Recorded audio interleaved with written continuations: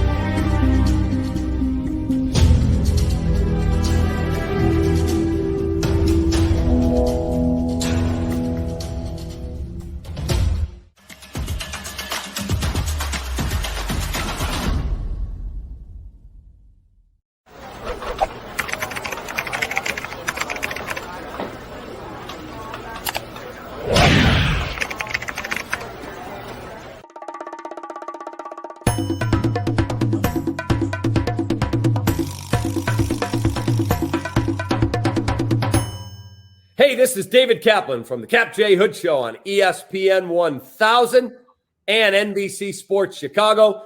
Now get ready to listen and watch the Bulls 101 with Chris and Laro. Take that, Sparkles.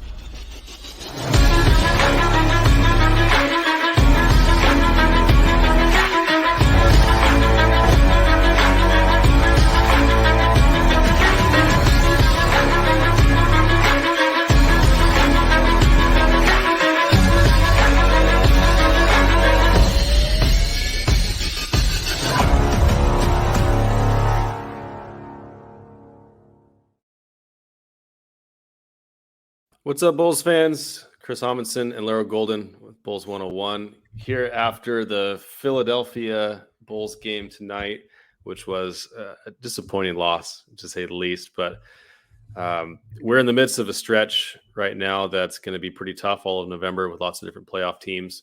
But we've got two really special guests tonight that I'm really excited to finally have on the show. But before we introduce them, I just wanted to see how you're doing, Larry. How was it to watch that game? And you know, I feel like my emotions are higher and lower than yours. You're kind of the steady anchor here. So how are you feeling after that game? Well, obviously I can't be too good, but honestly, honestly, the defense is, to me, less is the lesser of the problem. I guess if you look at the team coming into the year, right, you would say, I think the offense is going to be elite and the defense, we'll just have to see where it's at. But it's been like totally opposite. The defense has been pretty damn good, honestly. And got to get better at contesting threes and rotating, doing those things more consistently. But offensively is where I think they have to get better. So honestly, we're 6-3, can't really get too down, but you would like to see some improvement on the offensive end. Yeah, for sure. As everyone expected, obviously, elite defensive team and middling offensive team. So we want to welcome in our two guests tonight. They are the co-hosts of Cash Considerations, which is one of my absolute favorite. Not only the name of the podcast and the reason why it came about is always just dear to my heart, but just a great podcast in general. So first, I want to welcome on Jason Patt. He is editor at Clutch Points app, contributor at Bloggable, our favorite blogging site from SB Nation for the Bulls, Forbes, and the first half, one of the halves. I'm not sure the first or second half Cash consideration. So Jason Patt, welcome on the show, buddy. How you doing? Thanks for joining us this late. I'm doing all right. Obviously a little bummed out about the outcome tonight, but thank you for having me. I said we've been trying to make this happen, and we had you guys on a while ago, and we've been trying to return the favor by coming on your show. It's so exciting to make it finally happen. Unfortunately, obviously, on the circumstances, not the best with another loss to the Sixers tonight. Yeah, absolutely. And then adding the other half to cash considerations, Ricky O'Donnell, you guys know him. He works for SB Nation and is, one of the most prominent voices in Bulls Twitter, and famously, I think, got John Paxson to fire himself.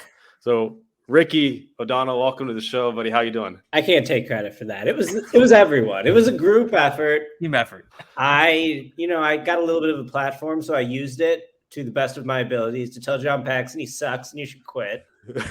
And because of that, we have a pretty fun team this year. But for the first time this season, the Bulls have hit some adversity. So I feel like it's fitting timing for us being on the show, because Jason and I, since we've been podcasting about the Bulls, all we do is complain about them. We've had like 2 happy podcast episodes in 4 years. So it feels fitting to come on your podcast after back-to-back losses. That's what I was saying. I said it's so nice of the Bulls to give a fitting tribute to Cash Considerations, humble beginnings, and have us be able to complain about the Bulls a little bit. Hopefully, we don't have to do too much complaining, but there are definitely, as you mentioned, Ricky, we've hit some adversity in there. And when you do hit adversity, the glaring weaknesses become more glaring, and the strengths, sometimes get mitigated a little bit. So we're happy to get into it with you guys tonight, but.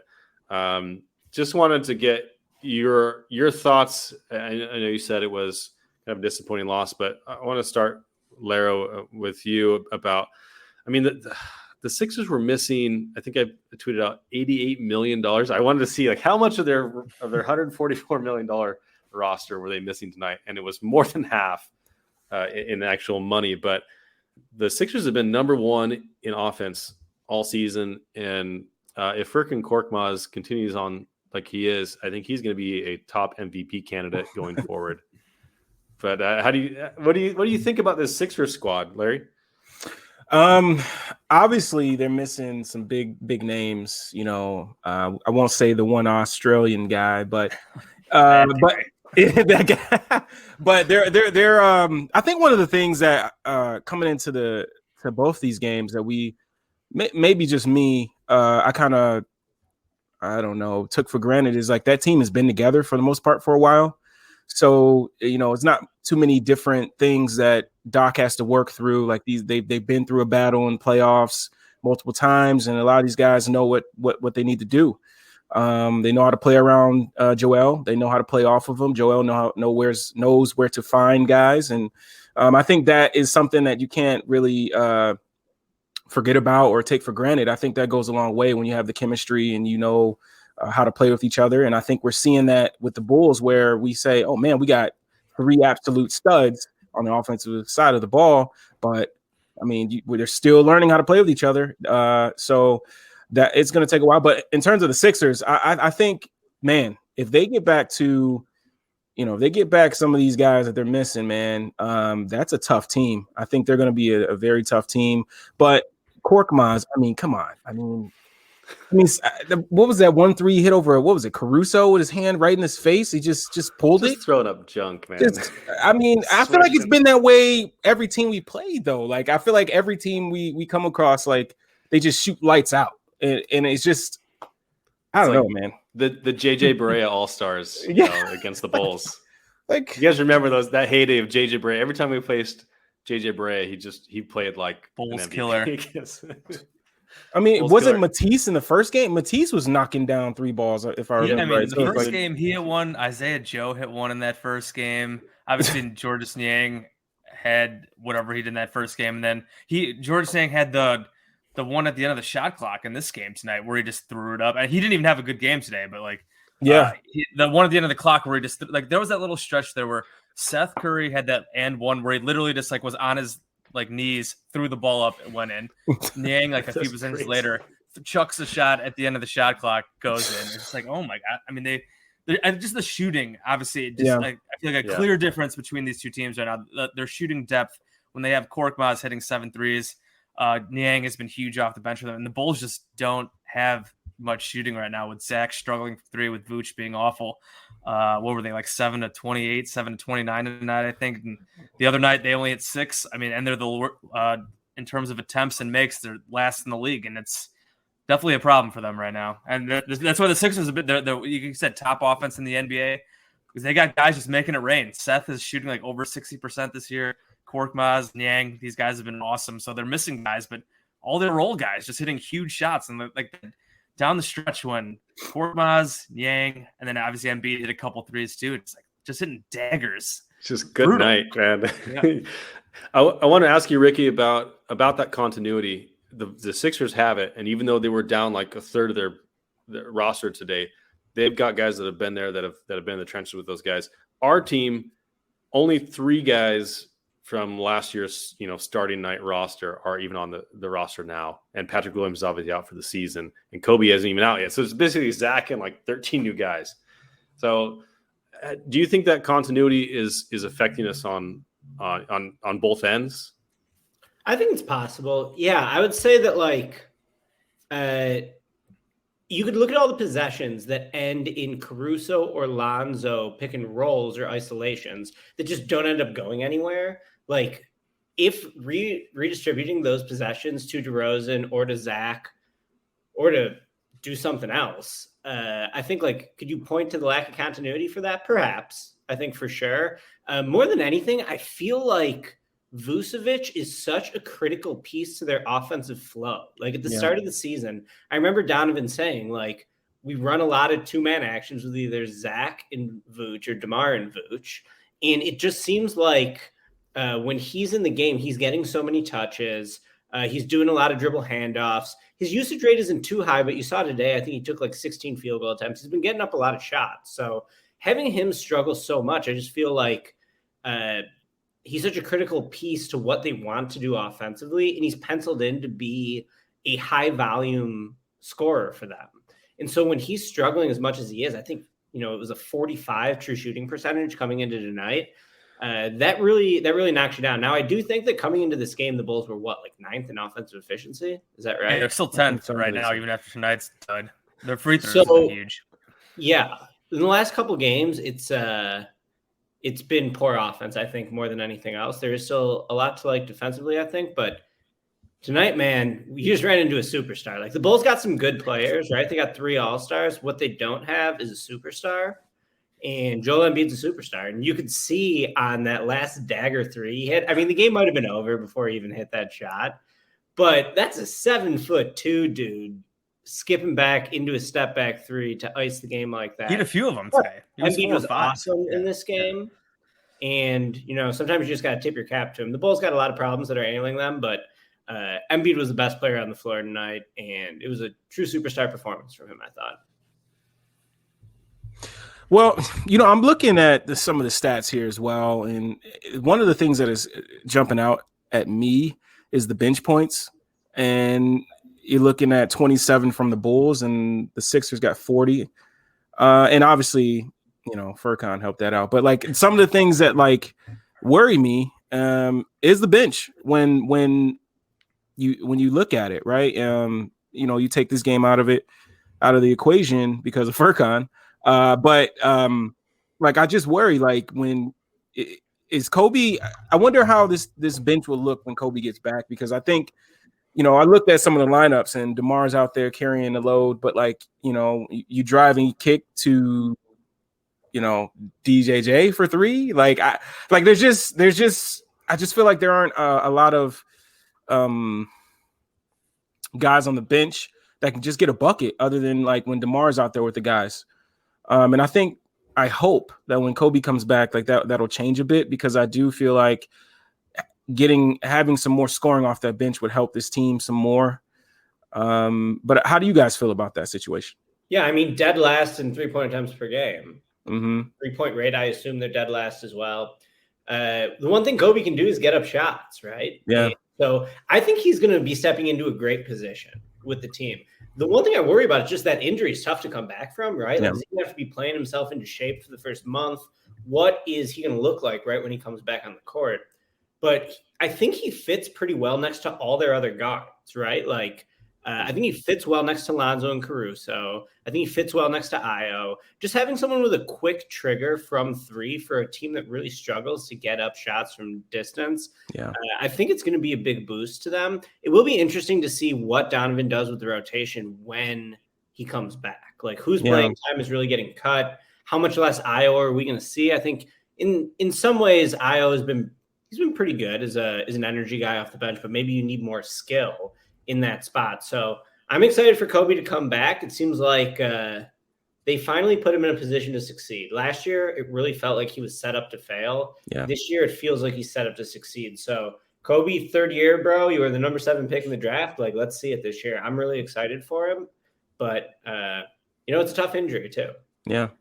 I mean, he's going to have like one job. Literally, Kobe come in and just chuck threes. That's like all I want him to do. Like, obviously, he can do a little other stuff. But like with the fact that they're just shooting so few threes, like he's just got to get them up because I think they're passing up some good looks from three as well. Yeah. They're taking 20. I think they're at 26 a game. I was just looking at. It's just not enough in this NBA. Like, I don't need him shooting 43s a game, but get me around 30.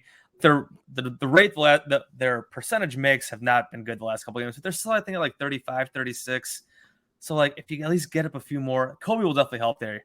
Just is the bench, like, it is weird though, because like DJJ and like Bradley have been like, I feel like they've sparked runs, but they just don't have the offensive juice. Like you said, like when you have DeMar playing with Caruso, Io, Bradley, like DJJ, just like.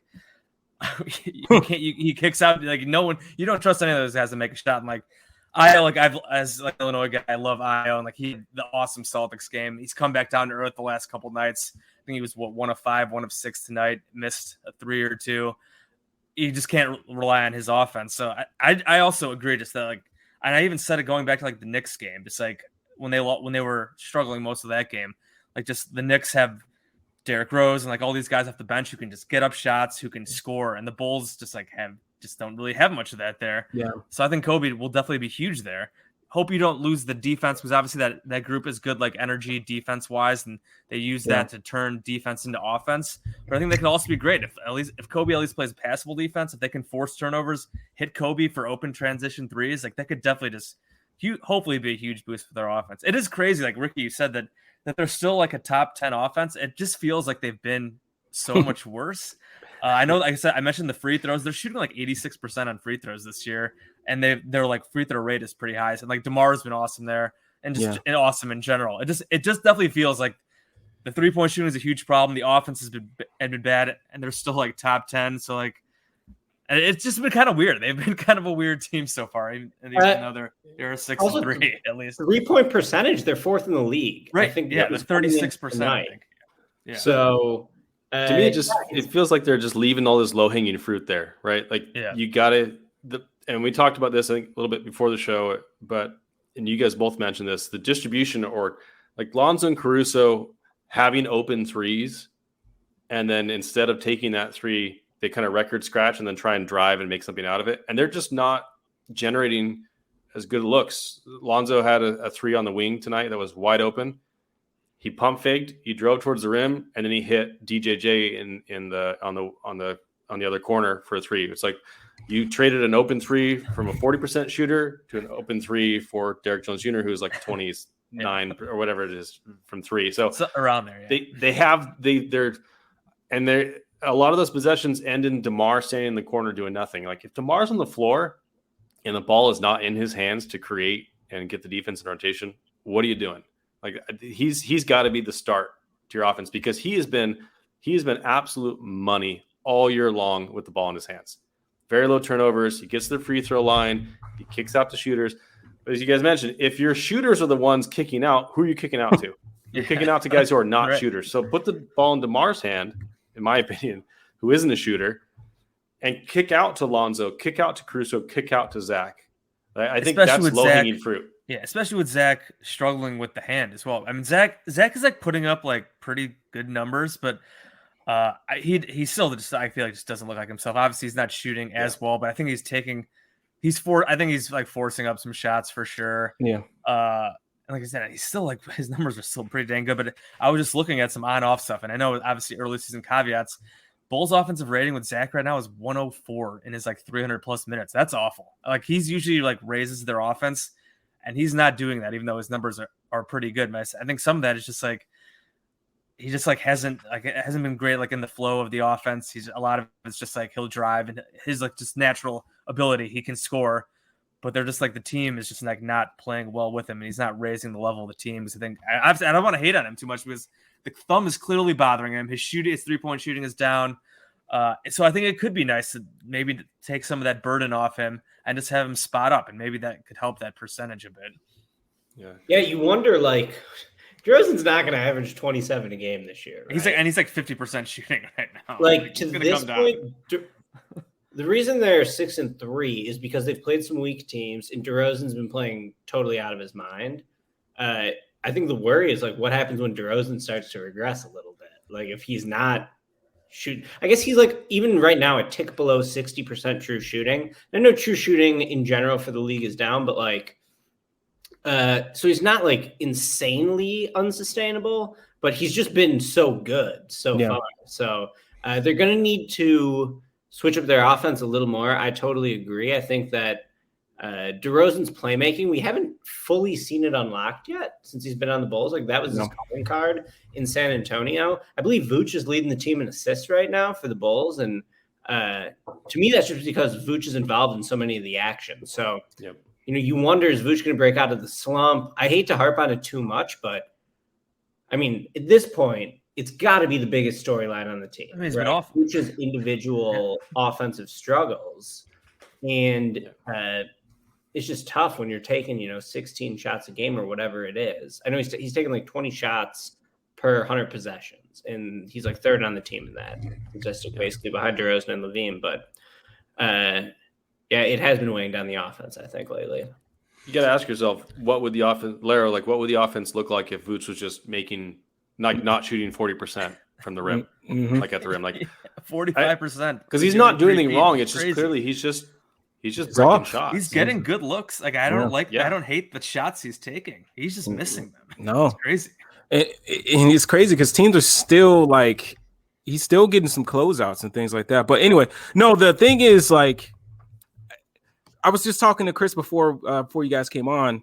I showed a couple plays, and I'm like, why is DeMar in a corner? Like, I don't. DeMar DeRozan should not be in a corner in horns. He should either be a screener or he should be the ball handler. Like, I don't. And again, like you just said, you don't want to harp on Zach or I'm sorry, on Vooch, but I don't want to harp on Billy because I do feel like he's trying to empower his players and allow them to have their own like flow in the game. But I kind of just want him to kind of. And again, I may be off base, like I said before, but like I kind of want him to put his foot down and be like, look, hey, I want DeMar to handle the ball a little bit more. I just feel like the offense flows a lot better. He continues to collapse the defenses, and even if let's say he's missing his mid ranges and things like that, like he's still good enough being able to get downhill, collapse the defense, draw help, and find shooters. Like that stuff, we need it more. If we're not going to run a cohesive offense, screening, split screens, all these different types of things to make this offense go, and we're just going to dribble handoff, empty side pick and roll, dribble handoff, high pick and roll. Like if we're just going to do that, then just give the ball to DDR and run those same things, and you probably will get better shots. You'll probably find better shots. And I just wish that that's what would happen. But I don't know, maybe he's trying to, let Lonzo, get I don't know, because, that was like a thing before the season. Like, is Lonzo going to get mad? You know what I'm saying? So I don't know if that is what's going on, but man, I need to see more DDR and ball, man. Yep. Well, if you see, like, anytime Lonzo's involved in the pick and roll and they let him start diving towards the rim, like nothing. I think Chip Jones on Twitter had this. He said it was like 50% of those possessions end in nothing. Like nothing is created out of those 50%. And so it's not and it's not a knock against Lonzo, but if the possession ends in a Lonzo like floater in the lane, and you have DeMar in the corner, I just think you've done something fundamentally wrong. Like that's just not. I made a terrible analogy to Laro that I'm not going to repeat. But it's like if you're trying to bake a cake and you've got flour, and you're like looking for substitutes for flour, like what are you doing? Like just use the flour to make. You've got the ingredients to make a great cake. Just make the cake. Like why are you putting DeMar in a corner? Right. I think you're dead on. I think that Lonzo's limitations have shown as a half-court ball handler, but what Lonzo is mostly played up to a scouting report, I feel like. Yeah, absolutely. He's been what I expected, for sure. His defense has been phenomenal. I've been particularly impressed with how he guards bigger players. Yeah. Offensively, he's shooting about 40% from three still, right? He's taking over 6 threes a game. Up that volume, make him more of an off-ball gunner is their best avenue towards improving the low-hanging fruit on the offense right now, which is the lack of three-point attempts. And like Chris said, like Caruso and Lonzo are limited offensive players.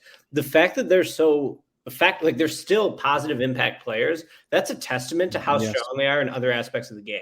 If you're a guard and you're like a nominal point guard, as both of those guys are, the one thing you should be able to do is break guys down off the dribble, get to the hoop, be able to survey the floor, make a pass, or get to the foul line. So both of those guys, Lonzo in particular, is just never getting to the foul line. You know the Netflix show, The Floor is Lava? I feel like that's Lonzo. Yes. He's afraid of the rim. The restricted area lava when Lonzo has the ball. Do you think that it has to do with like Lonzo really needs to be a 2-foot jumper to really explode at the rim? And like, obviously it's not too many situations where you can just, 2-foot jump. Like you got to be more of a strider. And that's probably one of the reasons. Yeah. Love it. So not quick off the ground. Yeah. But like, this is Lonzo Ball, right? Like, we knew it. We knew that was his issues coming in. Like, so it was like, it's frustrating obviously when he'll like he'll have the advantage in like a pick and roll, and then he either tries to throw a bad pass or he takes that mid-range shot, which I think he's made like maybe one. He made one tonight, but he's made like one or two, and like you said, it usually just like goes nowhere. And like Lonzo taking like step back mid-range shots in pick and roll is awful. Like I said, he never gets all the way to the rim because he's allergic to the rim. But like we knew that. Like we knew he doesn't have to. We don't need him to do that. That's the problem. Is we're trying to force him into that role. We don't need him to fulfill that role. He had great moments today when they were trying to come back, when he would the transition stuff, when they would get the ball and he would push, whether it was a make or a miss, they'd push, and like him and Derek Jones Jr. Were both just like super aggressive, getting the ball up the court, and we saw I think them hook up for a couple plays in transition, and Derek Jones Jr. off offensive rebounds as well. And that's where Lonzo is awesome. Which again, we knew that transition, like that's where he is best, not pick and roll half court offense. So definitely, and I would like to see him just be more off ball and shoot more threes. I think he took over 8 a game last year, and he's at like 6 something this year. Give me 8, especially on this team. Shoot 9 or 10 threes a game, Lonzo. Like. He has 2 or 3 attempts easy that he could have taken tonight. He's open for 2 or 3 times. Get him up instead of who cares? You miss him. Who cares? I would I think rather he only had take 5 that tonight, right? He only had shot 5 tonight. 2 of 5. Shot 5. I think, and he's averaging 6 more. or something. They just need to get more 3-pointers stuff. Like again, they don't need to be chucking like 50 a game, but 25 a game is off. It's just terrible. It's just hard to have a ton of offensive success like that. You're running into a math problem when you're only taking 25 threes a game. Right. So that's kind of like one baseline of like in this league, your 3-point rate has to be like at a certain level for you to even compete. Like, especially last year, it felt so overwhelming. I think maybe the Jazz had like the 2nd or 3rd highest 3-point rate ever. The highest, I believe, is still that really good Rockets team that went to the Western Conference Finals during the peak Harden D'Antoni years. But yeah, you got to be able to get up enough threes. Otherwise, you're just immediately putting yourself in a huge hole. Yeah. So I think that is the biggest. Yeah, that's a huge problem with the team right now. In addition to Vooch's struggles, like not running through DeRozan enough and just not getting enough threes. Yeah. Absolutely. Well, and you guys mentioned the imbalance with the bench, right? You've got these guys who are really defensive stalwart guys like Ayo, Troy Brown Jr.,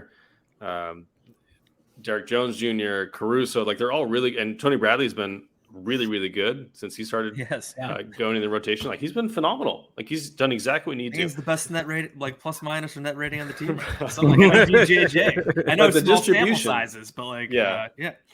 But the lineups have left a little bit something to be desired, and I think Kobe's going to solve a lot of that when he comes back because I think he's going to take some of those IO minutes. Probably.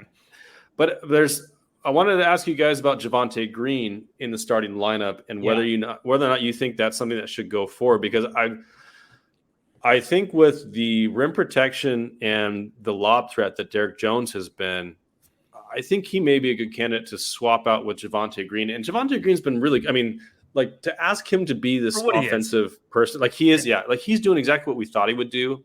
But I wonder if his minutes and his role should kind of diminish as Kobe comes back, and Derek Jones should be taking, a little bit more time at the 4 and maybe starting at the 4 to try and get these guys off to better starts. Because if Vooch continues a shooting slump and Javonte's out there, you're playing 3-on-5 on offense to start the first quarter, and you're not going to get out to good shots and good starts that way. But what do you guys think about that? I was saying it while I was watching the game tonight that Derek Jones Jr. should be in the starting lineup, and then Stacey said it like shortly after that. So I think a lot of people were thinking the same thing watching that game. So Javonte, he's like one of the most unlikely NBA players in the entire league. He went to Radford. He was in like multiple low-level European stops. At no point since he's like entered the NBA has he been expected to be a starter, right? Yeah. He looked really good in the preseason while Pat was hurt. He's been starting for Pat for a few times. Coming into camp, I did not figure Javonte would even be in the rotation. Now, I love what Javonte's given him, but it's tough to look at someone in Javonte's position and be like, this guy's letting us down. I think he's given you about all he can give you for what his skill set is. Jones and Green have very similar skill sets, right? Like they're both sort of undersized 4s with, obviously extreme athleticism. Jones's credential speaks for itself in terms of the dunk contest, but Javonte Green has like 1 to 3 insanely athletic plays every single game. We saw it again tonight with an alley-oop. So I think you could slide Jones into Green's role, and they're playing the same role, right? They're providing some supplemental rim protection on the baseline. They're playing Vooch a little bit higher and Bradley a little bit higher to fend off drives, protect the paint. And they want athletic wings to try to challenge shots along the baseline. And Jones is a natural fit for that. Jones has also been just like a way more established NBA player in his career coming into this season before Green. So the only reason Jones sort of fell out of favor early in the season, I think, is because he had the injury in preseason. Now, that didn't stop Billy from immediately playing Pat. But for whatever reason, Jones didn't start playing until Pat got hurt, or maybe like the game he got hurt. So, late, he wasn't playing in the very early part of the season. So I think Derek Jones has been awesome. I love what Jones and Bradley have both been able to provide. Obviously, Jones is going to be limited as a shooter, so he's not going to fix your 3-point rate problem. But for someone who does fill a very similar role as Javonte, I just think he's better. So I would still have Javonte playing. I know Javonte's not playing like huge minutes now. Swap the roles, basically. Start Jones, and go Javonte. Or, I mean, the other thing you could do is start Caruso. Yeah. Yep. Yes. And Caruso, this was, we got to shout him out every time we talk about the Bulls. Steph mentioned it in our little group text. He's like, they should start Caruso because they're getting off slow starts. A really good defensive player should be guarding the best players on the other team, which are the starters. So that totally makes sense to me too. I like the idea of keeping Caruso on the bench as sort of like a change of pace to what teams are like. He immediately makes the opposing team unsettled when he comes in because his defense is so energetic and on point and physical.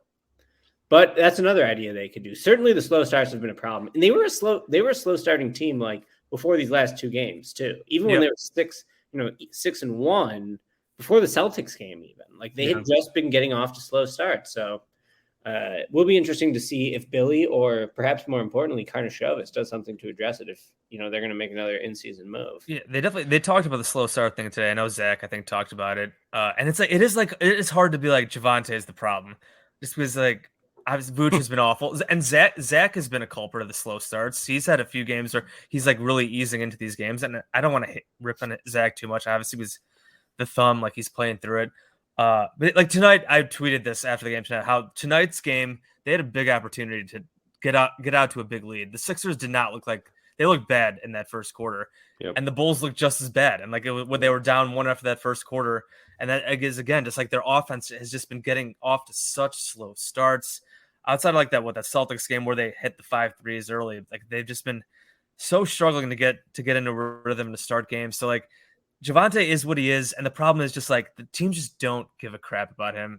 Like he's Chris, you mentioned just like with Vooch playing bad as well, it's like almost being 3-on-5. It's just like Javonte, the teams don't guard him. He can't really do anything besides like do hustle plays. Like his 3-point shooting is like okay, but his volume is so low. It's just like you said, DJJ is like not going to be that much better, but I think he definitely is a better player. So he might as well play the better player more. So like Javonte is almost like on a Bogan's plan right now, but like you really just can't afford to do that. I feel like so like that starting lineup together has been in the negative. I know, just overall it just hasn't been very good. And with the slow start things, I feel like you have to try something. Like I don't know if he'll do it on Monday, but it's definitely something that they have to look at. And again, it's hard to hate on Javonte Green. The guy plays his ass off every night. He just isn't that good. He's just not very good. So like bring that energy off the bench defensively, which is what Derrick Jones Jr. is doing right now. I mean, DJJ, what he did, he started basically all year with Portland last year, right? I know they were a disappointing team, but like he's got the pedigree, as you said, Ricky. I feel like it's something that they're probably going to look at pretty soon here if these starts keep being so slow, because they just can't afford to keep getting these holes. Like they can't afford to keep getting into 15-point holes every night. You just can't win games like that all the time, even if they've been close in some of these comebacks. Well, the Bulls are 3-0 when Javonte Green scores 6 points or more. I just looked at the game log. So the Keith Bogans comparison is rock solid right now.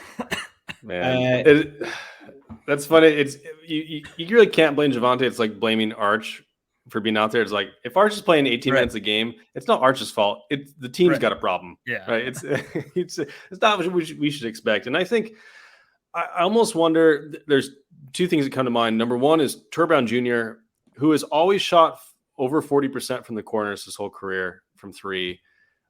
I don't think he played poorly. Like I think he played fairly well, and I'm wondering if we see more of him or if there's something else going on there, because I think he can provide anything that, that those Io and Javonte Green are providing. And I think he's a little bit better of an offensive player. And I think he's a great shooter. I mean, Io had a tough night tonight, but he's been pretty good otherwise.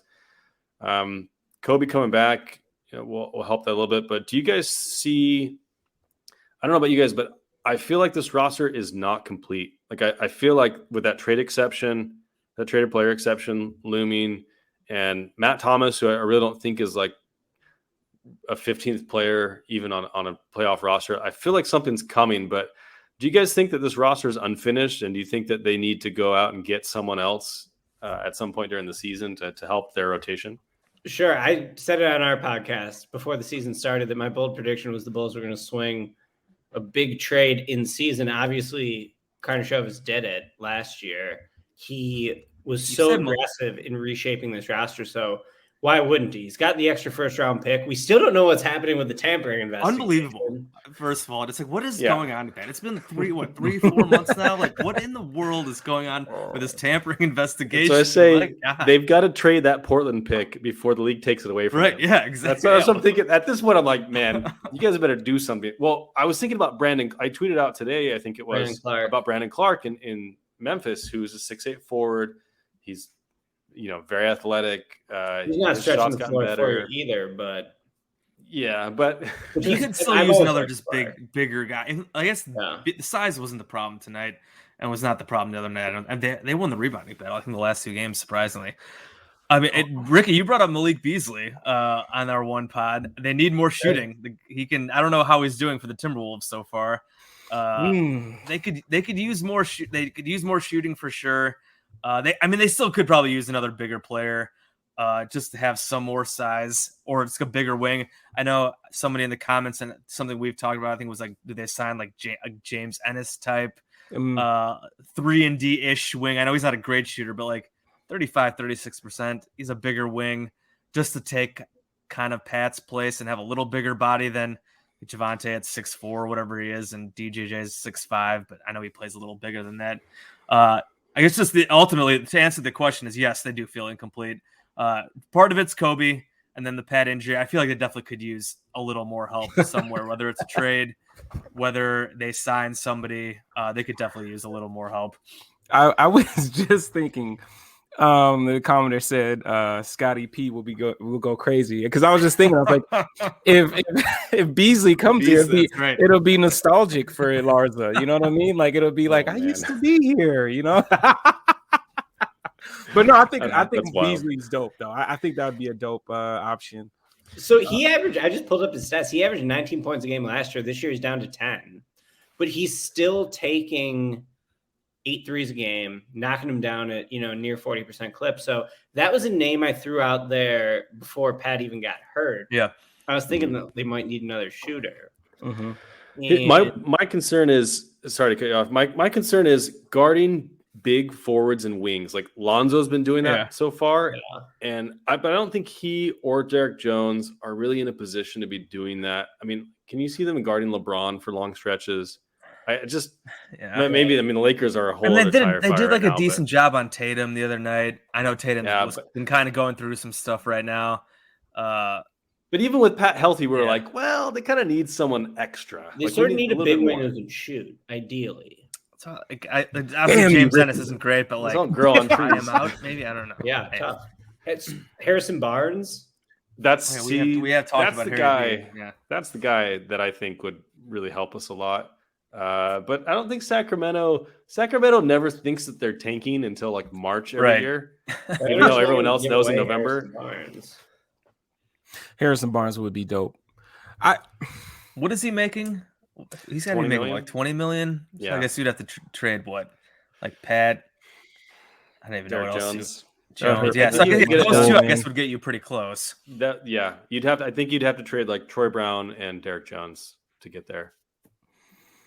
Sure, why not? You could bring in Brandon Clark with just the trader player exception. He only makes $2.7 million, and you got $5 million in trade player exception. The only problem is, what do the Grizzlies want? They probably want, at least a second and probably something else back. I didn't realize that the Bulls have like no seconds until like 2020. Well, they have one. They have like one from like the Nuggets, I think, and then like none of their own until like 2026. So they're obviously just out. Their draft stash right now is very low. Obviously, we know they've given up a lot to put this roster together, which is fine. We've said that's all right, but to make another move, like they just don't have too much at their disposal. And one of their best trade chips is now out for the season, which is not great.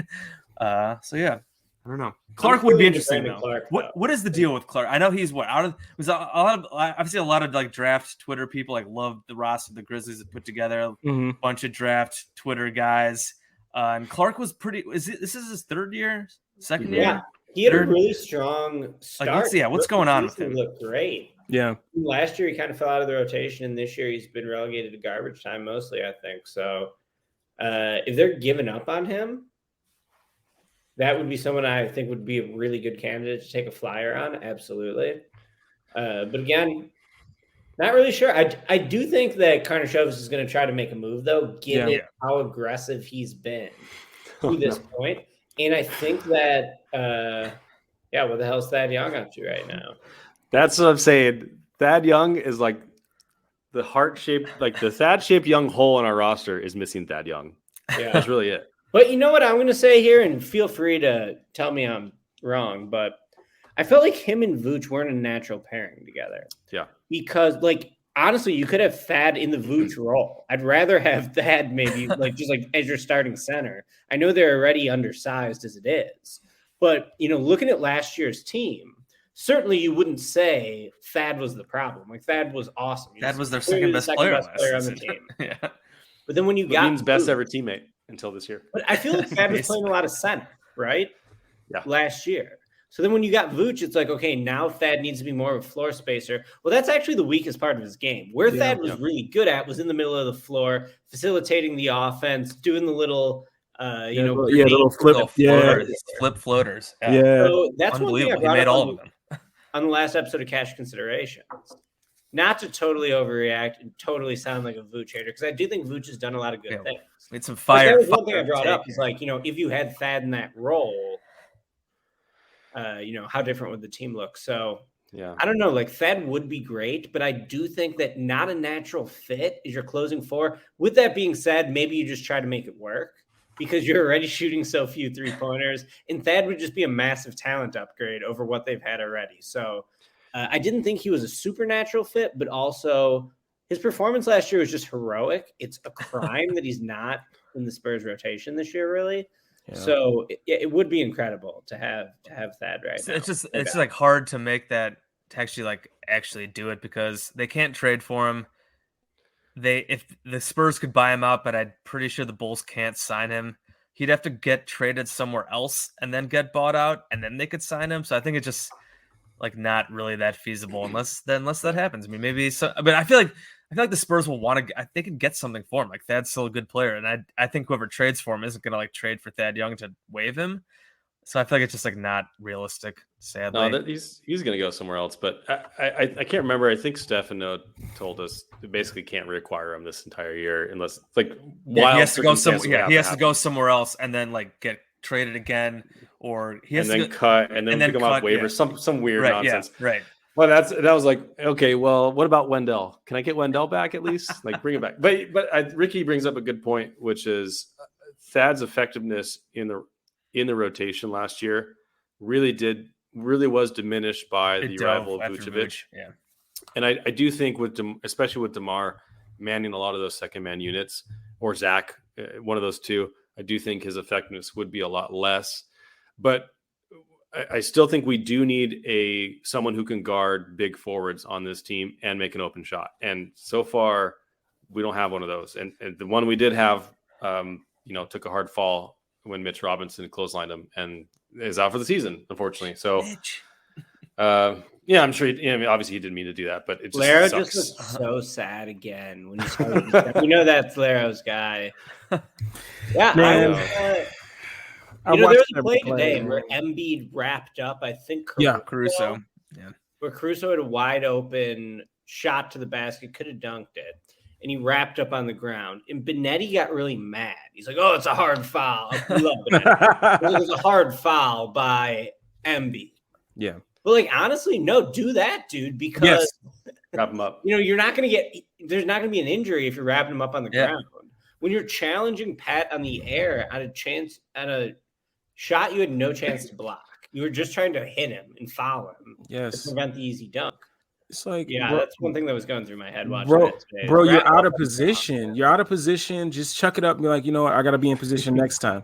Like, what are you doing? Like, I watched the replay and I literally wanted to take a flight up to New York and just pay a visit. Just want to talk. I just want to talk to you, man. I just want to know what were you thinking. I'm killing the vibes right now. I'm sorry. I should not have brought that up. I'm killing the vibes. But I do want to ask Lero to defend Vooch for a second, because some of the comments here are talking about Vooch kind of being a liability on the defensive end. But I think that Vooch, other than the shooting, has actually been really good. Like, he's been a really good passer. He's played really well defensively within the system. Like, I think Vooch, honestly, like, I know our friend Kevin Farragon was like, maybe Vooch is just washed. Like, no. And even I know only he's 9 games. slowing his roll on that take, obviously, but I think he's been really effective otherwise. Do you guys agree with me that he's been pretty good other than the shooting? So he hasn't been turning the ball over either. He's been passing well, doesn't turn the ball over, but he doesn't get to the foul line, which hurts. And I mean, at the end of the day, I feel like their defense is holding up really well right now, but also like what's going to happen when they go through this gauntlet over the next 5 games? Like, your backline rotations have to be really crisp when you're not playing with a natural rim protector at center. The Bulls have been able to do it through the early part of the schedule, which has been pretty soft. You're putting a lot of stress on sort of your role players to play a pivotal role because the scheme you're playing sort of fits Vooch's strengths, right? So I do think Vooch has been really good. Defensively, his hands have been active. He's playing the role they're asking him to play really well. Yeah. But I do think that scheme is going to get tested a little more as the competition improves. And offensively, it's like he's taking so many shots and he can't make anything. So I don't know. I might be a little more negative than most people on Vooch right now, but I have a friend. I don't think you are. I think a lot of people hate Vooch right now. I have a friend who really was hating on Boozer back in the day. And I think with the benefit of hindsight, Boozer, like, I kind of love Boozer. Like, he's just a lovable guy. He really endeared himself to me as a human being. Booze news. But at the beginning of the Booze Boozer's tenure, he was pretty frustrating to watch Boozer. It's like, wasn't this guy supposed to be awesome? Now, like, you know, couldn't even close games. Taj was great, but give me that. And my friend's calling Vucevic Boozer. I love it. Oh no, Boozer. And every time he misses, I just think Boozer. Oh no. I have been thinking the same. I was gonna tweet that like Vucevic is like on the verge of becoming the next Boozer, just because I feel. I mean, don't put that energy out there, Jason. I mean, just based on like what, just like my mentions, like, and obviously just watching him struggle. It's like it's been tough, and obviously like I think defensively, I think he's been, for like what he is and his limitations. I think he's been battling hard. He's been trying. Sometimes it obviously just like looks so bad because he's so slow. So like sometimes when he gets beat, it looks just so awful. And like, but there's been other times. I mean, he battled against Embiid in the first game. Tonight, Embiid obviously just roasted. I mean, he was just hitting it. Except Embiid was hitting just jumpers. He had a ton of jumpers tonight. And like when Embiid is knocking down all those shots from outside the paint, like that's a tip your cap type deal to him when he's hitting 4 threes and when he's just. I know he's a great mid-range shooter last year, but like when he's hitting those like fadeaway shots, like what are you gonna do about that? He's 7'2", he's 300 pounds. Like if Embiid is hitting those shots on you, he's an MVP candidate, and that's not all on him. Like obviously, Vooch does have his flaws and some when he's playing pick and roll defense. Sometimes he's just not very mobile. I think he's at least tried on that end. Like I don't know if they're asking him to do if what he's asked to do defensively is hurting him on offense. I have no idea, but obviously he's been very frustrating with the offense. I mean, so many good looks tonight that he just missed. And I tweeted the open 3 that he missed when the Bulls had taken the lead and they had a chance to go up 4, and he misses that. And then Embiid hits the 3 on the other end after Seth Curry flopped. Like Vooch runs over to Seth Curry, who flops, and Vooch just stops. Like, what is Vooch supposed to do with? Like, is he going to step on Seth? I mean, like, what is he? Right, exactly. And just like great bogus. That swing was just like that, just like deflated.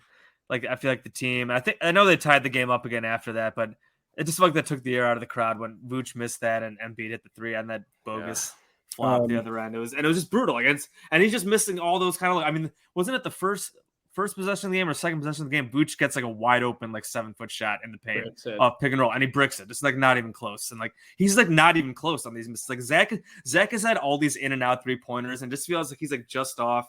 Who knows what's going on with that thumb? Vooch, I feel like is just like not even close on a lot of these shots. And you mentioned how like he's under 50% at the rim. Like, how are you that bad on these shots at the rim, man? Like all these just close, good looks shots. Like it's just like it's unbelievable. You have to think he's going to turn around at some point. So like you don't want to bail on the guy. Like I don't think he's washed. I mean, he's 30-31. Like he was good for the Bulls offensively last year. I don't think all of a sudden like he's now just like terrible. It has just been very brutal to watch him miss all these great looks.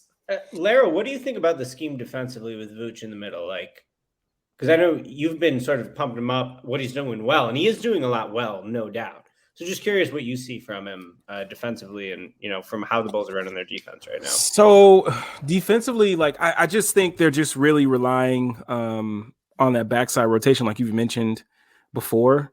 And before tonight, like, I really thought the point of attack defense has been, like, really damn good. But I felt like Maxey was really like able to get downhill and attack Vooch. Yeah. And we know that Vooch, his feet, they ain't that fast. So if Maxey's going to be attacking you full speed, it's not going to be a good look. But I think the scheme that they want to run in order for it to be like really damn good, like the point of attack has to be better. Guys can't really. It puts a lot of pressure on Io and Caruso and TBJ when he's in there, Zach when he's in point of attack. It puts a lot of pressure on those guys to not get hit and stay in front. So it allows Vooch to be in the right position to defend the basket and use his hands and deflect passes. But I think he's been good. I think for what Vooch is. He's not Rudy. He's not Bam. He's not right. He's not Embiid. I mean, so it's like it is what it, like you guys said, like coming into the season, you kind of knew like what could be the limitations of the offense and what could be for Lonzo, it's kind of the same thing for Vooch on the defensive end. Like you knew what the limitations were, but how are you going to mitigate some of those limitations, right? So they did like some games they have him at the level of the screen. Some games is an aggressive drop where he's there at the level and then he drops back immediately. And I think he's been doing really well. You know, having guys like Javonte on the back end and DJJ, I think because I started thinking about this when you said like the rim protection has been a problem. And going forward, it could be a problem. And I think, and no doubt, Javonte, I think, has really good instincts. I feel like sometimes he steals he's right where the pass is going to be before it even gets there. Sometimes when he steals the ball, but I would really like to see DJJ more in these games upcoming because I think the dude just really is like super explosive with that 7-foot wingspan, and I want to see what that looks like against some of these teams in the backside because I think he could be how explosive he is and like I said how long of arms he has. I think he can be I don't want to say elite at all. I don't want to say that because we have, but I think he can be very serviceable on the backside and really protecting the rim just because he could just jump so damn high. He has 2x4s for the arms and he can really just go up and get it. But as for Vooch, I do think he's been playing well. He does have times where I believe against the Celtics where it was like Chicago action where it's a pin down into a dribble handoff and the guy that set the pin down, he rolls and like Vooch has a problem like getting back fast enough to really to get a hand up on the oop. And I think teams, if they really wanted to, they could probably do that to him more. But I think the Caruso and Io and Lonzo have been a really damn good job a point of attack. I thought tonight was probably if I had to pick, probably the worst they've done as a group. Yep. Maxey looked so fast with yes today. Yes. He was cooking everyone. And they were a bit sloppy just like guarding the three too at times. Oh my gosh. Every time I left freaking Korkmaz open on bad rotation, every time I don't know about you guys, but I'm actually like, he's gonna be open. Like you guys are too slow. Don't double Embiid for no reason. You brought that up, right? See, here's the thing. Like, if I was coaching that game, like I probably would have did the same thing as Billy. But the thing is, Zach should probably be thanking Vooch right now because if Vooch wasn't playing as bad as he's been playing on offense, like people would be roasting Zach defensively. Like I think Zach has not been. He's not good at all, like in terms of as an overall defender. Like, but I thought he played really well off ball and as a point of attack defender last season. And then this season, I kind of feel like he's tailing off a bit. Like there was Chris. Well. Yeah, Chris. No, he definitely did start well. Chris tweeted it today. They doubled Embiid. Lonzo rotates out to I think it was Seth, at the top of the key. And then Zach was the next rotation to Furkan.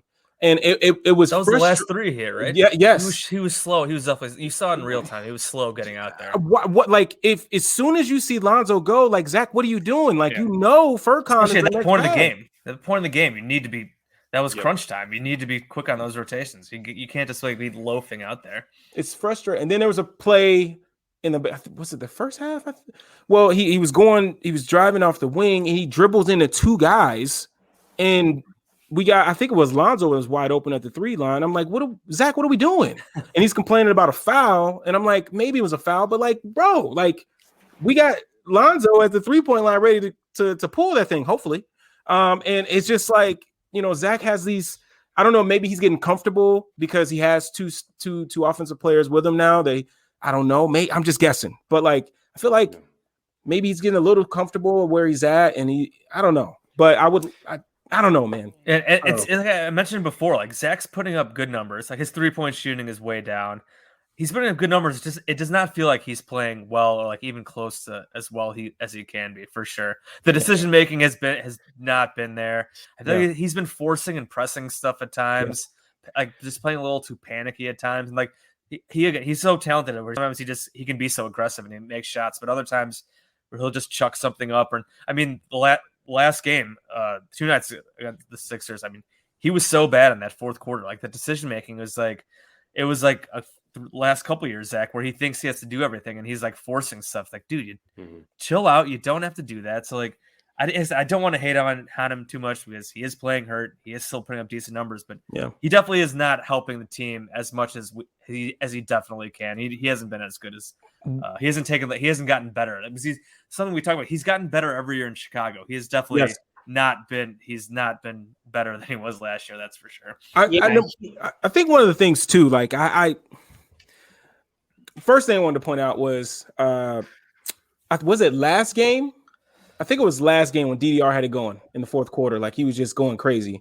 And Zach subs in and he takes the first shot. Yes, and I'm like, yes. I'm like, Zach, what are we doing? You know, but I have to pull myself back sometimes because I feel like it's so easy to like criticize these guys because, you know, they're professionals and they play this game for a living and everything. But I feel like this is a learning experience for Zach and Vooch. Like DDR is basically doing what he does, you know, like he's getting probably the worst perimeter defender because most of the time they're going to have the best defender on Zach. So he can go to work. You need him to play on ball. He can do that. He did that in San Antonio. So he's used to this. He's used to doing what he's being asked of right now. But I think for Vooch and Zach, it's an adjustment, you know, because Zach is so used to being the guy, you know, okay, fourth quarter time, it's my time, you know, but I think now it's like Zach is still learning now. Like it's going to take some time.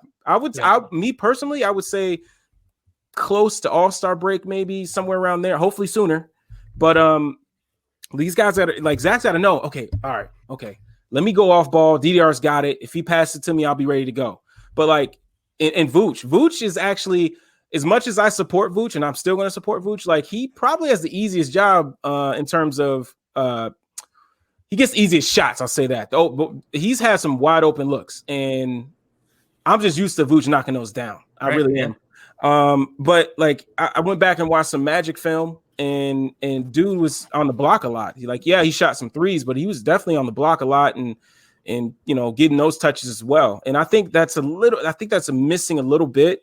I would like to see him on the block a little bit more. But again, like if you're going to be with DDR, like DDR likes to get to the paint and shoot his, you know, mid-rangers. So I don't know, man. Like I want to see this group get better. But I just think it'll take a little bit more time. Like it's great that we're 6-3 while they're still figuring things out offensively.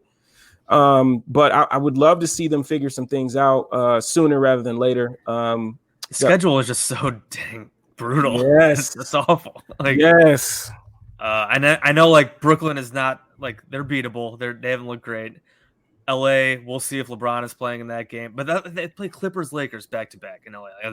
Maybe that's for the better, so they don't have the LA night out. I don't know, but and then Golden State has best defense in the league right now.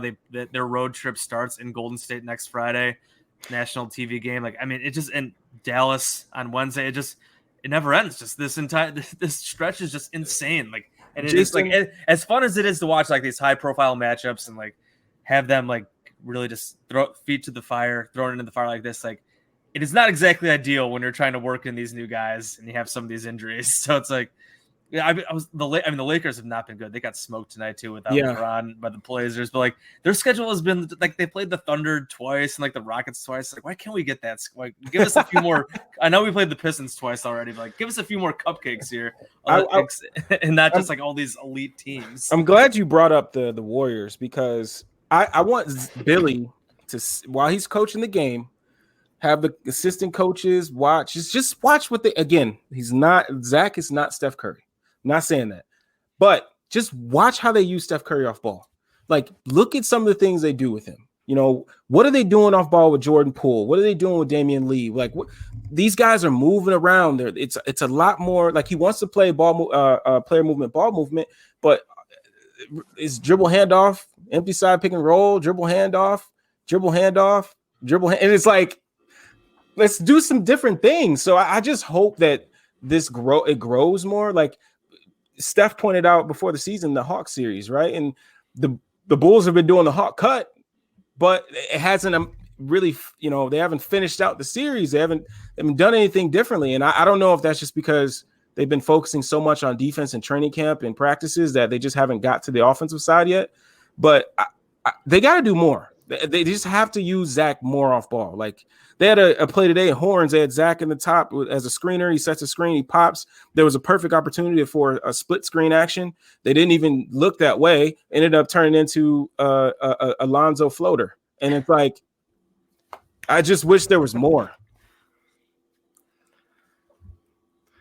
All right, Ricky. I know you've been waiting a few minutes here. You're like, I know I can see you're like ready to. No, I don't even have anything now. There were a few things I wanted to say throughout that, but yeah. Well, one thing I'll say is that like Levine's defense has always been spotlighted as his biggest shortcoming, but in reality, it's probably like his processing.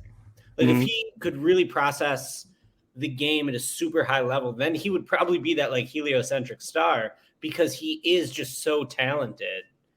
In terms of shot making and like how effortlessly he can get to the basket at his best. But yeah, it's always been an issue with him, right? And that's why the people who thought bringing in another ball dominant star to play next to him and DeMar DeRozan, that's sort of what they were discounting. I think like Zach needed someone like DeMar. I think make him the best version of himself.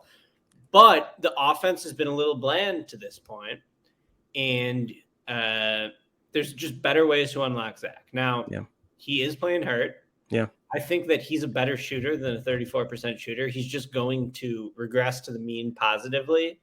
In and outs have been killing me. I mean, he had 2 more tonight with 3-pointers that just halfway down and out. It's like he makes a few of those and that percentage looks much better. It's been driving me nuts. But yeah, I totally agree with the idea of redistributing more offensive initiation to DeRozan. Letting Levine cook a little bit more off ball. It's not something he's used to. Now, that might be an area where the cohesion comes into play. Like Zach sort of figuring out his tricks of how to play off ball, Billy figuring out how to coach it. I'm thinking back to Billy coached Paul George during Paul George's, I think he came in 3rd in MVP that season. Like he was playing a lot of on ball there, but like it was still Westbrook, right? That was a Westbrook. Go back to some of that stuff that you were using with Paul George playing off Westbrook. I don't remember how healthy Westbrook was that whole year. Laro talks to me about this almost every day, about that specific thing. That's why he's shaking his head right now. He's like, go ahead, Laro. Let's hear it. Let's hear it. I've been saying that for months. Dude, I just like you guys have been saying it all night. And Chris said it as well. Like he said, the offense is being made harder than it needs to be made. And if you want some of the shots that Vooch is taking, you kind of want them to dwindle a little bit until he gets going. I can understand it, but what are you going to do differently, right? If you want Vooch to not be the guy, the play finisher, what are you going to do differently, right? Because you've just been doing dribble handoffs, empty side pick and rolls. You're not really doing anything else differently other than that. You know, you do a little bit of split action. I'm sorry, here and there, but it's not like anything different that the defense has to worry about. And so, like, if you don't want Vooch to shoot the shots, then what are you going to be doing? You know, what are you going to do? You're going to run some inverted pick and roll.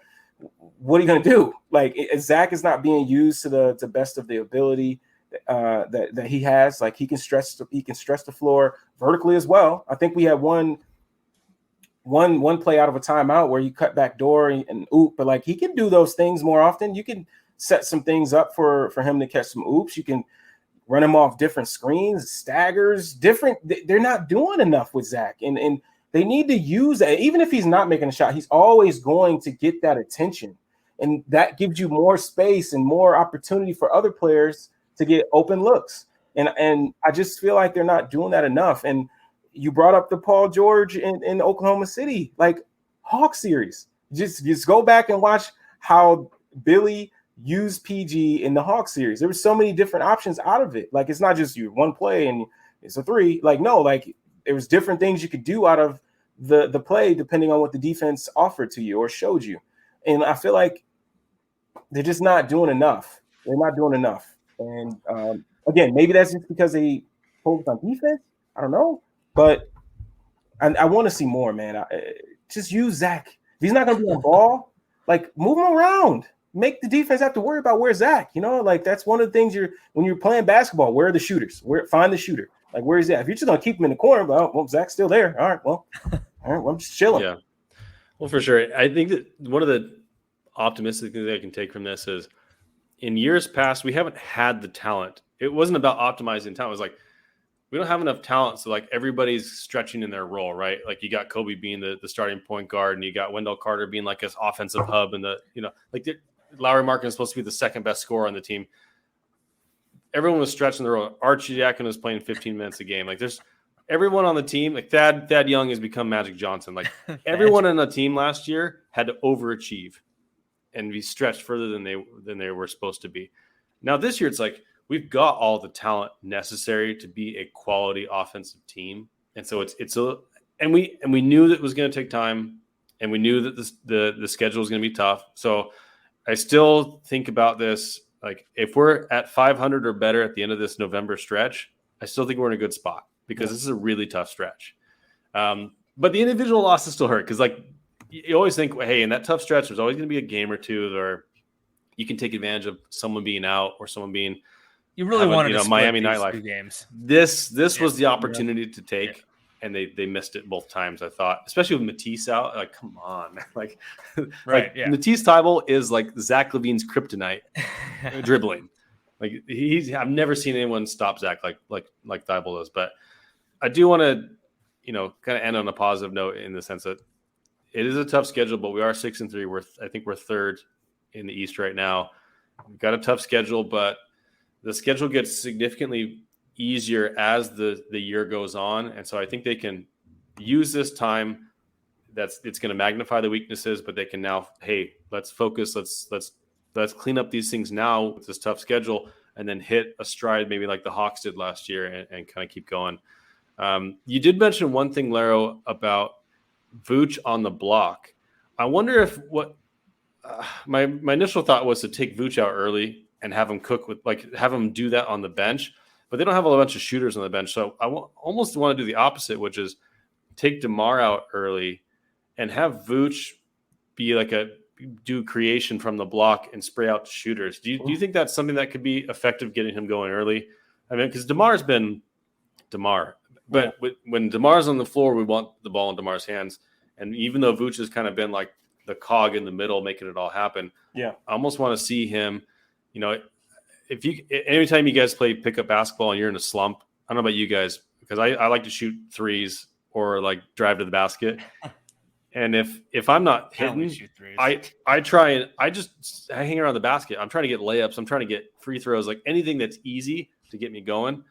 And if Vooch on either side of that block is a phenomenal player, like one of the best in the NBA, you got to get him those easy shots. But do you guys think that could be an effective way to kind of get him going early is to try and run some stuff through him on the block? Absolutely. That was one thing I was thinking is like Vooch basically made a big leap as a shooter last year. Mm-hmm. The Bulls need the version of Vooch where he's a big time shooter to sort of offset DeMar. Like when DeMar's on the floor, you need Vooch to be a spacing center, but Vooch has really only had one super good 3-point shooting season. So yeah, I think that, he's more comfortable throughout his entire career. He doesn't have a dunk yet this year. Like before he used to be a guy who could finish. Did he have one tonight? Did he have one tonight? I think he had one. I think early on tonight. He might have one. Yeah. So then that's his first because he didn't have one coming into this game. But yeah, like for DeRozan to be his best, they need Vooch to be a spacer. I still think Vooch is commanding respect from opposing defenses when he does stretch out to 3. Yeah. Which benefits the offense just with that instead of having a total non-threat out there. But for him to get going, I love the idea of him working more inside on the second unit, getting back to what has been the bread and butter throughout his career. Right now, it really feels like he's trying to remake his game, almost similar to Thad under Boylan, right? When they needed Thad to space with Boylan, and Boylan was basically just putting Thad in the corner, and Thad didn't look that good his first year on the Bulls. He hated it. But it was he almost retired. He has to be a floor spacer. And then the next year he has a bunch of success because he's the guy making everything happen in the middle of the floor. So, yeah. Interesting. All right, I have, before I let you guys go, I have one question for each of you that I want each of you to answer, which is, if John Paxson did not fire himself last season, who would be on the roster today, and what would the Bulls record be? So you can get creative with this if you want. Oh gosh. What does the Bulls roster look like today if John Paxson doesn't fire himself, and who's the coach? Yeah, great questions all around. I'm going to say, I don't know. I'm saying he's going back to the Skiles well. So Scott Skiles, head coach. Oh my god! I'm joking. Markkanen potential still on the team. There's no way Paxson would have been smart enough to pull off all these sign and trades or connected enough, right? Like, Yeah. Bulls never did that. So, yeah. I mean, would he have made the Vooch trade? Probably no chance. not. No chance. Right? No chance he makes the Vooch trade. He probably would have traded or like waived those players to open up cap space to extend Levine, because he knew he was going to leave in the offseason, or he would have just traded Zach at the beginning of last season. He would have traded Levine because he had never starting. impacted Okay. winning. He wasn't good enough to be the best player on a championship team. Actually, You know, it wouldn't even though surprise he's me. Yeah, 6. that's probably what it is. They probably would try to, if he didn't fire himself, they probably rebuild again. They try to like buy time with another rebuild, and they just trade Zach. It's probably like my best guess. And so who knows who the heck would be on the team now? And you'd have some. Maybe maybe Boylan would still be the coach, which just to try to coach through a rebuild, which would be absurd. Felicio, Valentine. Is it Valentine? Denzel Valentine? Yeah, you have Denzel Valentine be back as point too. guard, Lowry at the 4. I would say though, like just them trying, even if like part of like there's gonna be frustrating aspects of the team. It's not expected to be a championship level team. But to just we're going from crap to championship level in one season.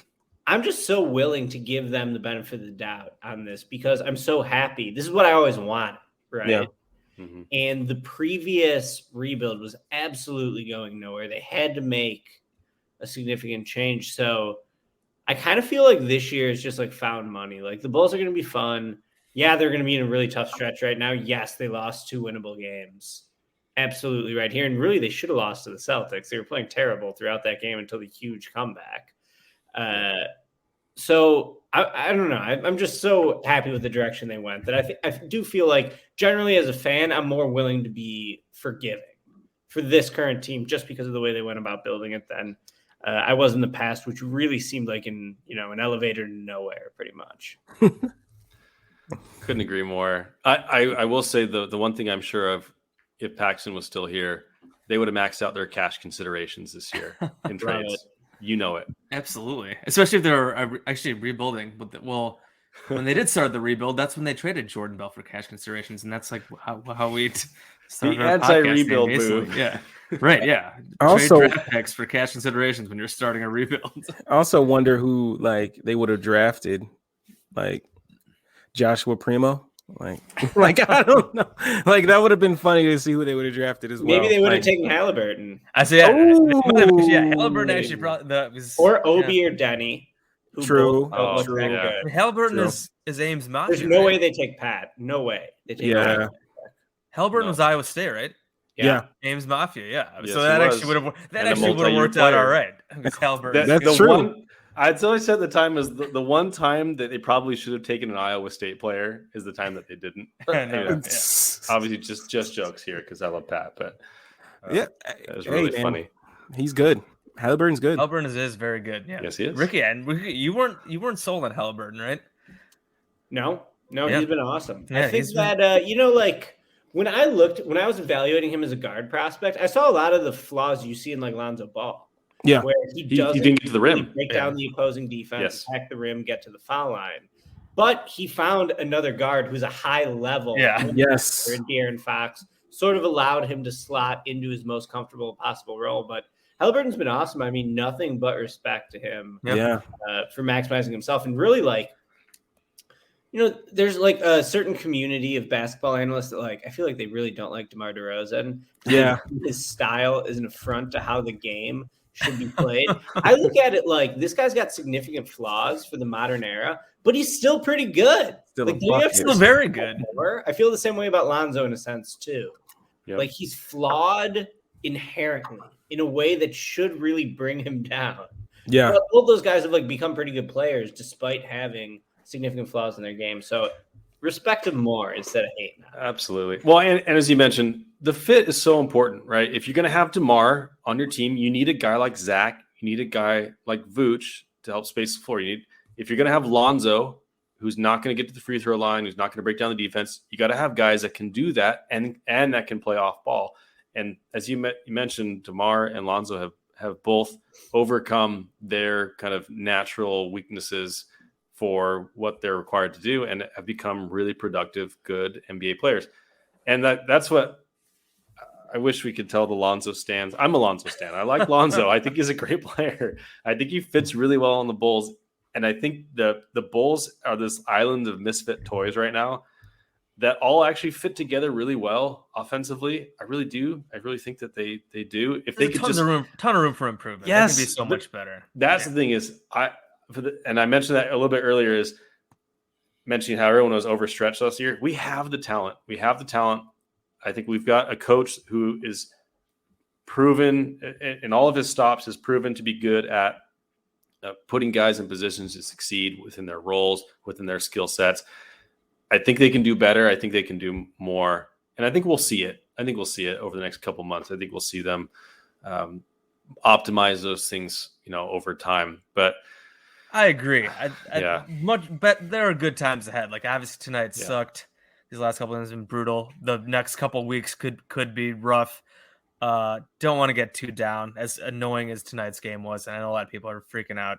And some of my tweets are freaking out too. But like, I think they'll be all right. They have so much room for improvement. And I think they'll definitely be better. We knew it was going to take some time. I feel like we warned about it that it was going to take some time. And doing this against the schedule is tough. Losing games like this is tough. They'll be all right, I think. I'm kind of easily confident about that. Kind of excited to see how these guys either step up or take a back seat to some of these star matchups. Because when you like, for instance, like when Derek was here, like you knew when if we were playing like a Russell Westbrook, or if we were playing like a Darren Williams, Chris Paul, you knew Derek was coming to play ball. And I want to see how that is with us, like this squad. I want to see if like we got Kevin Durant, James Harden. Like I want to see if these guys step up and like another test, man. Yeah. Clippers, You lose this game. You lose these two games. You lose this game tonight. Like Monday with the Nets coming in, like they need to be. The energy just needs to be there to start at least. Like, they came out so flat today. It was just so frustrating. I feel like that first quarter. At the end of the first quarter, I was like, this is going to be a bad game. It was a sleepy first quarter. It was just like, whatever. It's just they could have come out and like beat their ass in this first quarter, and they did not. It would be nice to at least come out and play and just bring it. Even if the net, whatever. Obviously, if KD and Harden go off, it happens. But like, at least bring it and at least compete for the entire game from the start. We need to see that. The Nets are in a back-to-back in Toronto Sunday. So great opportunity. You got the opportunity to try to gas them early in that game. Try to catch them off guard. Yeah, like you don't want to let Kevin Durant get settled into the game, right? You need to come out strong in that game. You cannot guard him. There's no guarding Kevin Durant. The Bulls have no one good to throw at him. Gosh, man, that's going to be tough. That's going to be tough. Who's going to guard him? Derek Jones. Yeah, he might. Yeah. Probably. Yeah. I mean, I guess Lonzo. The answer is always Lonzo, right? Dynamic big man. It's like Lonzo. That's the problem, man. We can't have that going on anymore. But Tyler Cook, maybe bring him off the bench. Lots of exciting times ahead. For the first time in a long time, I really care about the Bulls, and that's where the losses sting. Yeah, because you're like living and dying by them. Every game, you're like, they could beat this team. Like that's how I go into these games. Like they can beat this team. They have enough talent. So, but I have to remember that, if this team goes like 50-32, let's say, that means they're going to lose 32 games. Like I gotta remind 50 myself wins of that. would be absolutely incredible. I mean, it'd be an amazing season, Absolutely incredible, right? Oh, yeah. I mean, if they won 50 games, that's what you predicted. I know on your podcast, Jason. You're like, wait a minute, And that am I too homer? I don't gotta really go back predict and that. It just kind of came to that. See, I'm just saying, you went through the schedule and you're like, oh, this is a win, this is a loss. You're like, oh man, I got 50 wins in here. Oh yeah, I remember that. I revised that down once I realized that's what happened. But yeah, but there's good times and bad times ahead. But if they can be over 500 and be a playoff team, I mean, goals reached for the season, and it's just a fun season. So before we let you guys go, if for some reason you guys are living under a rock and you don't know what cash considerations is, or you don't follow Ricky and Jason, do yourself a favor and do so. So I want to leave you guys to pimp your work for a second. So Jason, we'll start with you. Tell people where they can find you and your work. Let's see, Twitter at Bulls_J, Bull stuff, SB Nation Bloggable, Forbes, Cash Considerations, Chicago Bulls Podcast. Shout out to Blue Wire Network, and then Clutch Points as well. Ricky, all you. Yeah, I'm at SB Nation. Listen to Jason and I talk about the Bulls, the Cash Considerations. So many good Bulls podcasts these days. You guys are killing it with yours. So anyone who is listening to Cash Considerations, we appreciate it. Come check it out if you want to. And otherwise, all my work's at SB Nation. Doing a lot of editing these days, but I'm also just like writing random stories too. So come check it out if you want to. I'm always interested in Ricky's like insight on prospects, man. So I can't wait. Are you going to be doing some for upcoming draft or? Of course, yeah. I did a preseason mock draft, so which is basically just a big board. You title it mock draft. That's what people search for, but I didn't put any teams on there, so I did a preseason board. And I'm gonna have to see where you got Jaden Ivey. Yeah, I think I had Ivey around 15. Okay, maybe I'd have to check it again. It's been a while since I did it, but should be it's gonna be an interesting year for the draft too. So maybe might have 2 first-round picks, might have 0 first-round picks. We'll see. The Bulls might get canceled as an organization. We'll see what happens. Well, thank you guys so much. They'll go in the cancel culture casket with Aaron Rodgers. That's right. A new podcast. Yeah, Cancel Culture Bulls. So we'll appreciate you guys coming on. It's been a long time coming. We finally got you guys on a weekend. You're not busy and party animals and everything. So got you drinking beer at home instead for a few hours. And so thank you guys so much. Yeah, the Bulls community is so amazing. When we started our podcast last year, it was nothing but I don't know, people were just so collaborative and welcoming. So we're really appreciative of you guys and everyone else in Bulls Nation that's been really welcoming. And obviously we've been around for a long time, but I haven't had much of like an online presence before. So it's been really cool. So check out Cash Considerations, follow Ricky and Jason's work. And thanks for listening to Bulls 101. Thanks for watching. Thanks for subscribing to Barroom Network. Barroom Network, shout out to you guys for hosting us. It's been really cool. Laro, any parting thoughts before we head out here? Any optimism? I know like you got to be my anchor here. Any optimism for this coming week? I would just say a word that I love to use when I'm feeling a little down or something's getting at me. Woo-sa, like you just gotta let it go, write down notes, okay, that needs to get better. That needs to get better. And then going forward, let's see see if it does, and we got a good team, man. That's what we can't forget. It's a good team, right? It's a fun team to watch. Yes, they get off the slow starts, but it's still a fun team to watch. You got Lonzo on a break, throwing oops off the backboard. You got, you got guys getting in passing lanes and trying to get to fast break buckets. You got Zach who can knock down crazy shots. You got DDR getting into the mid range, doing his silky smooth stuff. And pretty soon Vooch will be back around, and we'll be all happy as a family. So no, let's just stay around and appreciate this team we have. So yeah, a real team and a living, breathing general manager. Two things we haven't had in a whole long time. So there it is. Thank you guys. All right, we will see you guys next week. If I can find the button to shut this thing down. Peace.